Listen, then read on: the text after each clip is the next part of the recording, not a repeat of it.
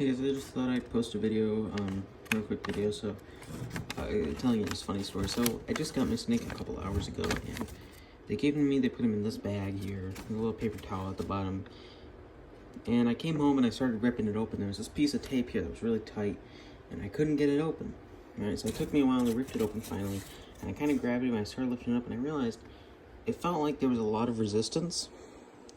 And that's because as I was opening it, he had noticed that I was opening it. And he had poked a hole through the bottom of the bag as I was opening it. And he was going out that bag, so I had to very slowly kind of pull him out. And it took almost a minute to get him out, and then I had to put him in here.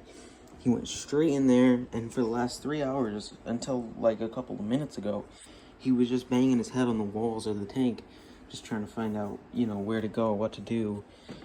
Just trying to like get out, you know, trying to figure out if there's any openings. But he's coming around right now. He's very nice when it comes to handling. I've held him a few times, and when I first pick him up, he's squirmish, but once I get him up onto my hand and I'm holding him, he's nice, he's calm, and he's not very flighty at all, which is nice. When I was getting him, the lady that was there, she had about 7 in her hand. She goes, you know, just look at him and pick one, and I grabbed, and there was one albino that was just going all over the floor trying to get out and everything, and I was like, no, definitely not that one, even though it was very pretty, you know, albino. I picked up the little Cornelius because he was just kind of sitting there. There were a lot that were sitting there, but I picked up him because he was just kind of on top, so I figured it'd be easier to pick him up, you know. So yeah, he's the one that I picked out, and that's the story of how I got him.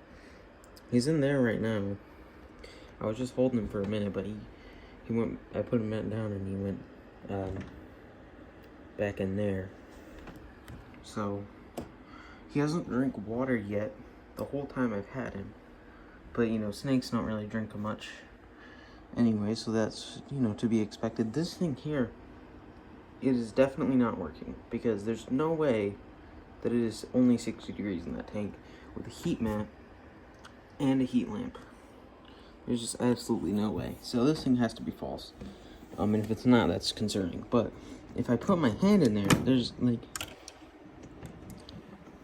like, yeah, it's warm. It's very, very warm in there. So there's no way it's 60 degrees. So I think that thing's just off. But, you know, snake seems to be happy. You know, as happy as a snake can be. You know, snakes don't really get too much emotion, but they can feel happiness to an extent, you know.